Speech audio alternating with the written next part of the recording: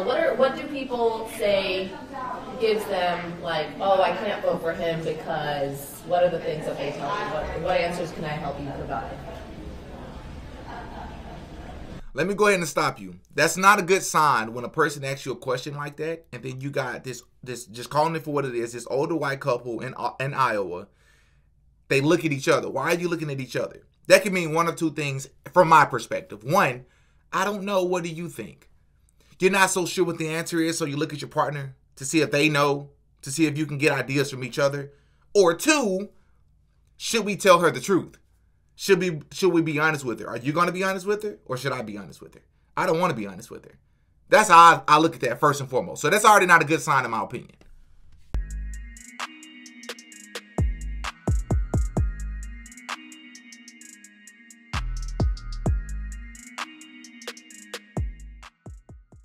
Oh yeah, Didi got a podcast.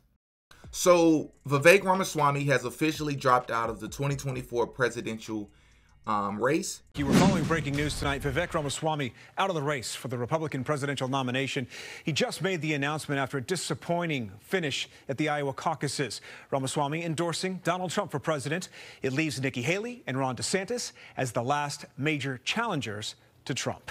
And you may say, oh man, but you just dropped the video yesterday saying that this man is the best presidential candidate you've ever seen. I stand by that.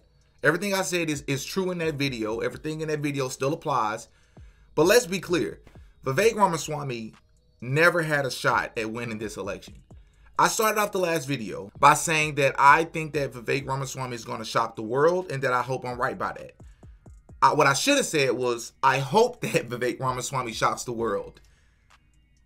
But let's be clear. He never had a shot to win this election for two very big reasons that was never going to change. I'm going to show you a video of Apurva Ramaswamy, Vivek Ramaswamy's wife, talking to a woman in Iowa that's a voter, and she simply asked this woman, what are some of the reasons that you're hearing people are skeptical or a little bit hesitant to vote for Vivek? And this woman flat out told her something that I think is the obvious. But before we get into that, there's a couple of things I need to clear up just real fast. Number one, the system. A lot of people in my last video hopped in. It's like 300 comments. You got all these people down there, many of them saying, hey, he's a plant. Hey, he's a part of the agenda. Hey, listen, for all of you who feel that way and think that way and are very skeptical of Vivek Ramaswamy, every one of you that I responded to yesterday, what did I say? I'm not opposed to that. In other words, I'm not doubting what you're saying. I think that's a very strong possibility. And let's be very clear, and this is not a contradiction. Both things can be true. I think that if you get anywhere near the White House, you are a part of the agenda. Because I believe all of this stuff, I don't believe that presidents, if you don't know this, that I feel this way, I don't believe that presidents are elected. I believe that presidents are selected. I believe they know who's going to be in the White House beforehand. I think all of this stuff is just a circus. I do. But at the same time, as far as a person who's running, the way they carry themselves, their policies, their ability to articulate their policies, go in depth about their policies, the way they treat people, the way they treat protesters, right? You're talking about a model citizen in the way in which they carry themselves and the energy, the vibe, and the inspiration that they carry themselves with.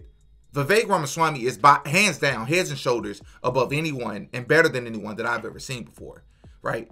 But I don't doubt that he's also a part of the system because of his history. He's 30. He was almost a billionaire by the time he was 36. Not saying that makes you a bad person, but I just look at you and I say, listen, you are operating from a different intellectual stratosphere, and I'm going to side eye you.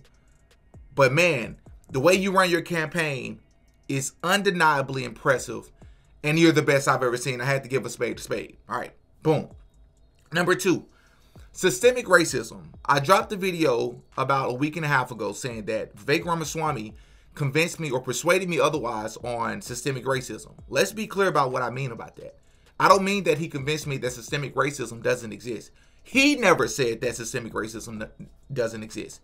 He said that it's so insignificant that we should, at this point, let it atrophy to irrelevance, right? And while I don't 100% agree with the part where he says that it's so irrelevant. What I do agree with that statement is that systemic racism does not stop you or me or any other person of color from being successful. It's true. It may be a little bit harder. You may have to face some more hurdles, but you can still be successful. That's my point. I'm not saying people shouldn't be trying to still fight to dismantle some of these barriers, which is what I do in my real everyday life, if you don't know. Just making that clear, right? And there's a difference between systemic racism and institutional racism. It is not the same thing. So you say, well, it is the same. No, it's not. Institutional racism means that there are laws in place that you can go to that, inherently or literally, quite literally say, or it's written into the law to be discriminatory against a different gender, a different race, people with disabilities. No. We're far too advanced in society for people to be that dumb. You're not going to be able to get away with that. Part of the reason why the civil rights era happened, part of the reason why Martin Luther King fought for some of the things he fought for, or many of the things that he fought for. No. Systemic racism is something completely different. But if I was to go into all the intricate details of the differences between the two, this video will be too long. So if you would like for me to break that down for you, which I think a lot of you will find very interesting, hop in the comment section and let me know. And I'll break that down for you. There's a difference between the two. Without a doubt, systemic racism is 100% a thing. All right? My next point.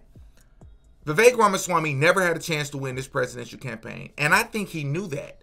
I just think he came into this very naive, thinking that it was going to go a particular way, and gave it his work ethic is unmatched, right?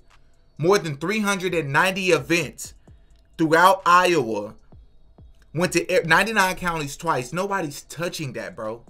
That's the most in the history of the United States of America. No presidential candidate has ever done as many campaigns as he has in such a short period of time. But let's talk about the first reason why he was never going to win this race.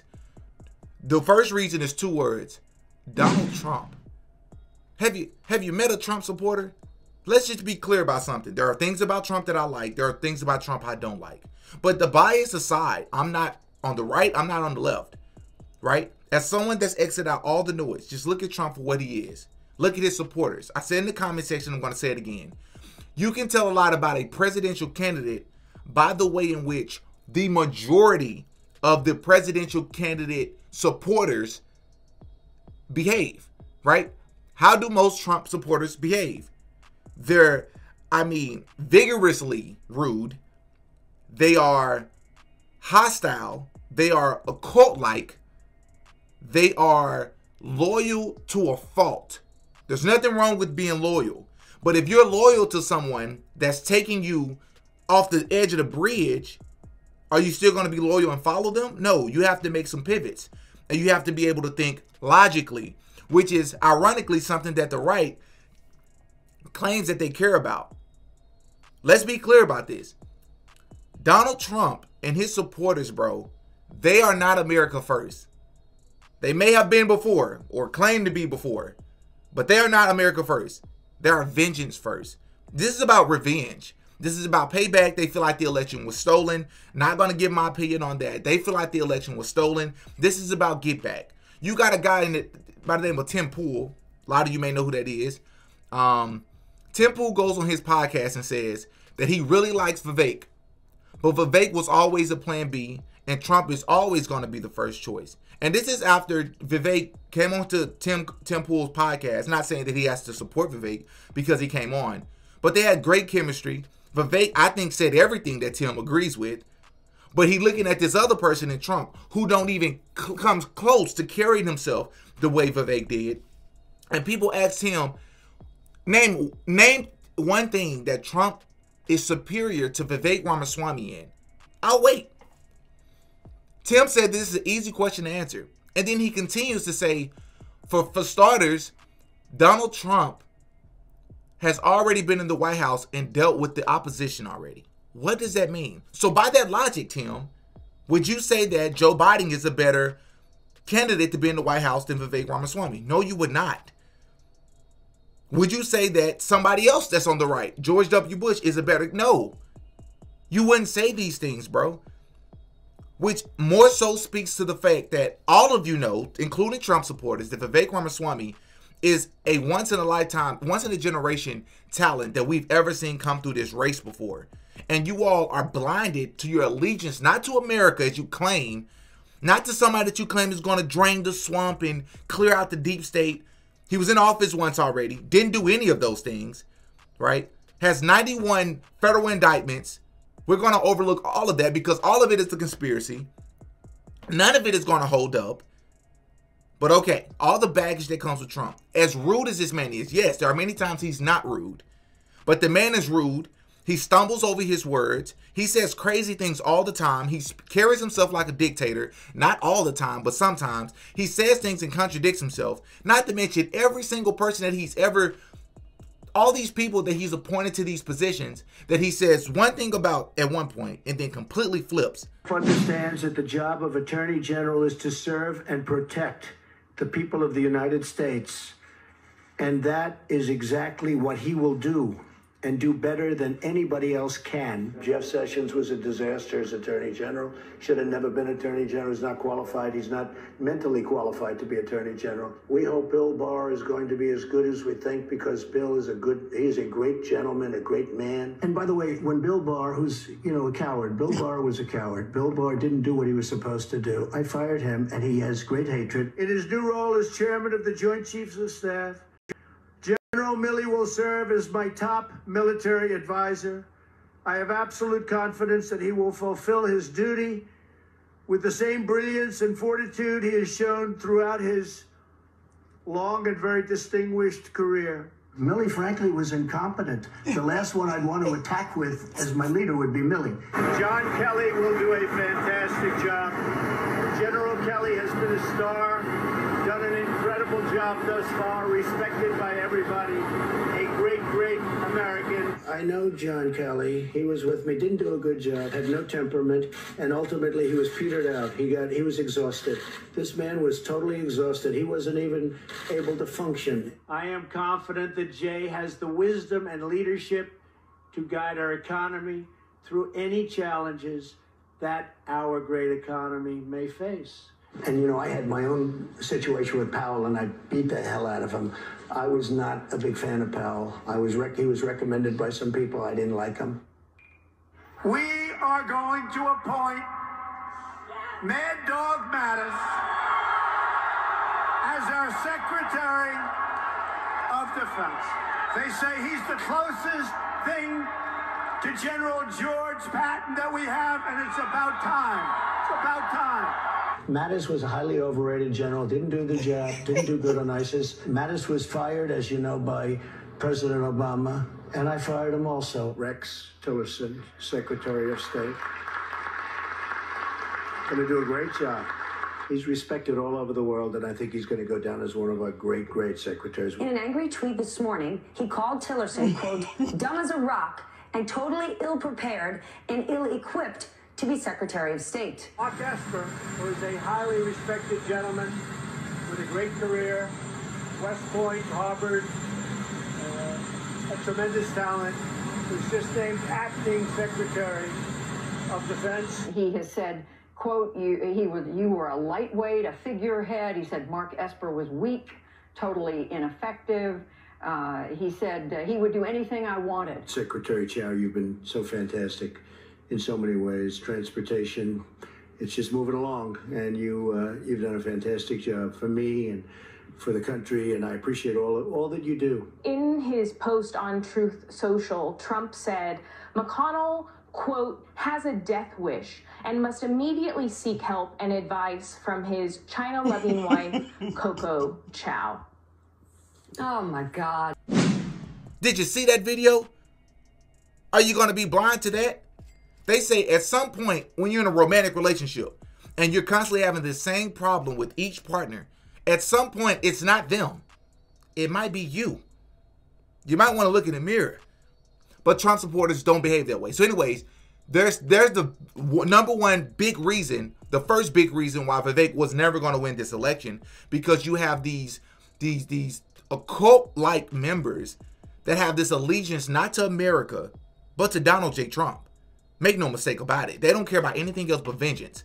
And when Trump gets in there and not do the things that all the things that he says he's going to do, very much like his first term, you'll see exactly what I mean. Why? Because it's weird that they feel like they have to save Trump or have Trump's back throughout this fight, when this man is literally a billionaire, brushing shoulders with all the same people that they claim that they're against. Bill Clinton, he was brushing shoulders with Jeffrey Epstein. Sure, he wasn't on Jeffrey Epstein's travel log, but what I'm talking about is he's in several photos and has been intertwined with Jeffrey Epstein in many scenarios.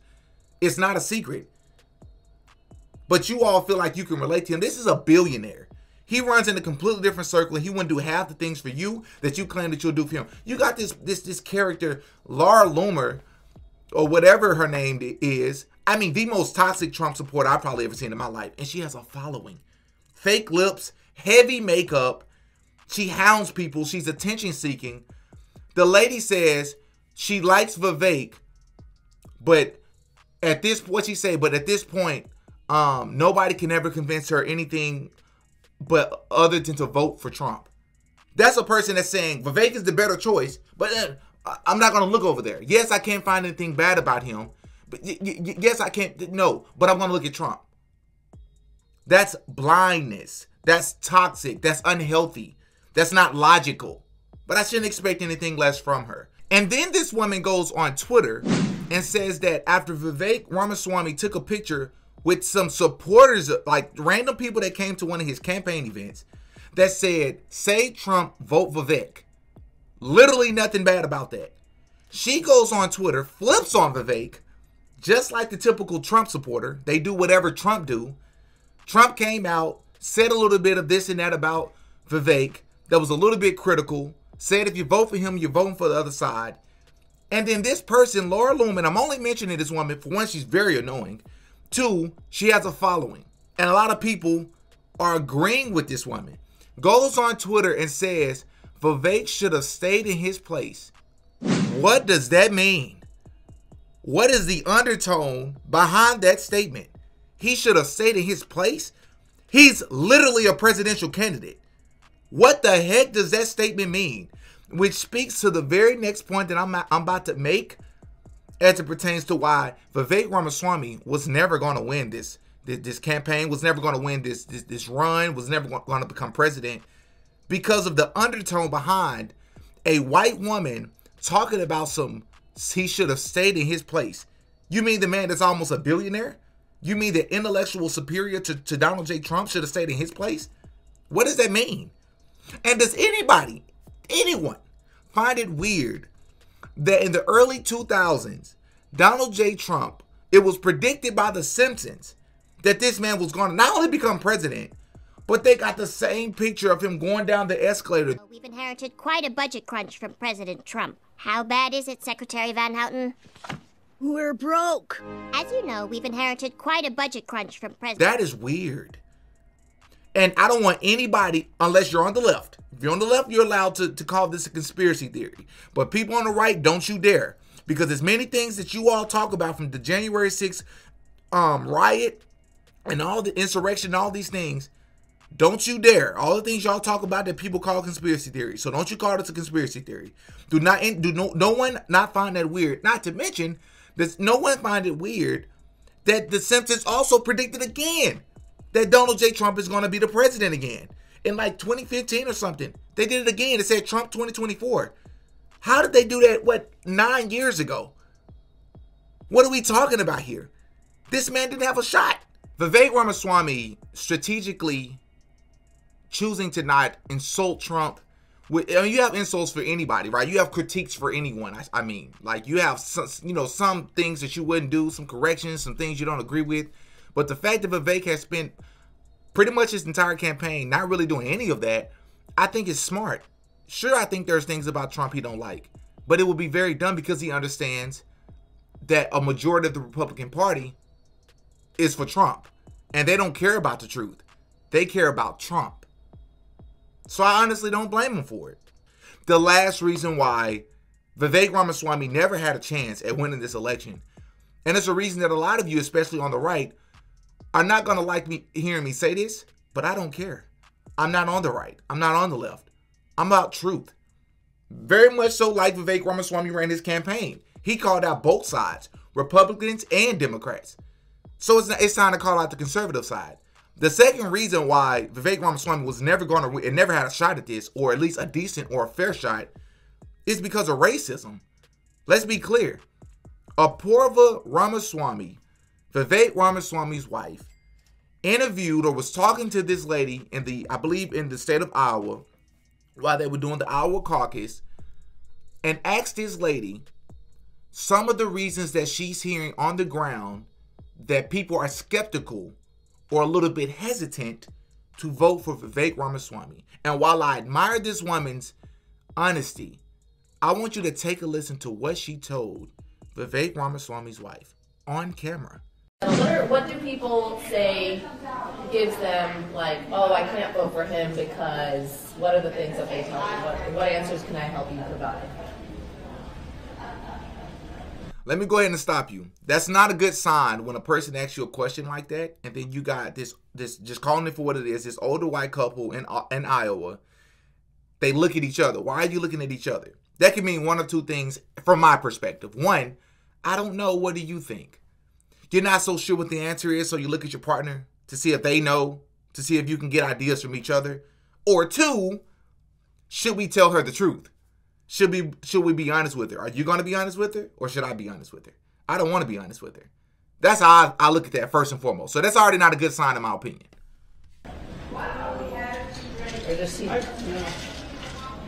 Well, the only one I've had, and I couldn't even remember who said that to me, but they mentioned about dark skin, and they think Muslim right away. And so I kind of set them straight on that, whether they believe me or thought I was covering for it. I don't know, but and I tried to explain. Fair, not much we can do about that one. Well, so there's nothing. Now, you had a question about religion? Just your thinking on. Okay, yeah. So we do not come from kind of the traditional background for most presidential candidates. We are Hindus. What does that mean?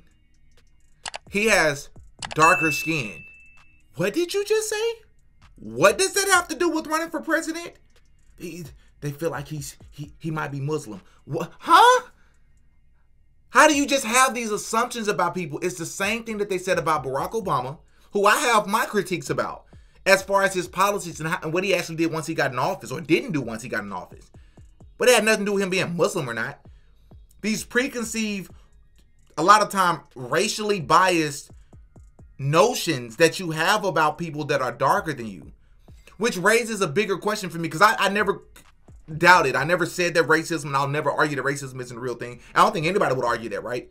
But it's weird. It's like, that if I was her, I would thank her for being honest with me. Like, did you see Apurva's reaction? There's not much we can do about that. This woman just told you straight to your face that the reason why a lot of people are not going to vote for him is because he has darker skin. What? They're being honest with you. I shouldn't say always. I've said for a while that the worst kind of racist is probably a white liberal, because they'll be a part of the fight with you, but they're still struggling and fighting their own biases and racial, notions that they have about people, but pretending like they don't have them. Then you have your white conservatives that sometimes that statement I just said can apply to them as well, but they'll pretend like it's about everything else but race. But sometimes they'll be directly honest with you, like this woman was. And I can appreciate that, because that's just the truth of it. Donald J. Trump isn't just who he is because who he is. I think he was placed there, not by the people, by the way. I think by the powers that be. But also the reason why he's so accepted, because he's white. Call it for what it is. Do anybody not find it a coincidence that most of presidential candidates in history, not the presidents themselves, we can talk about that too, but most of the presidential candidates, those that have even made a long run in presidential runs before, have all been white. Have all been white. Why is that? Because they don't have the money to back them. They don't have the people to back them. They don't have the support to back them. They don't have the know-how to back. What is that about? That's the second reason. Racism is the second reason, and I think it's fear.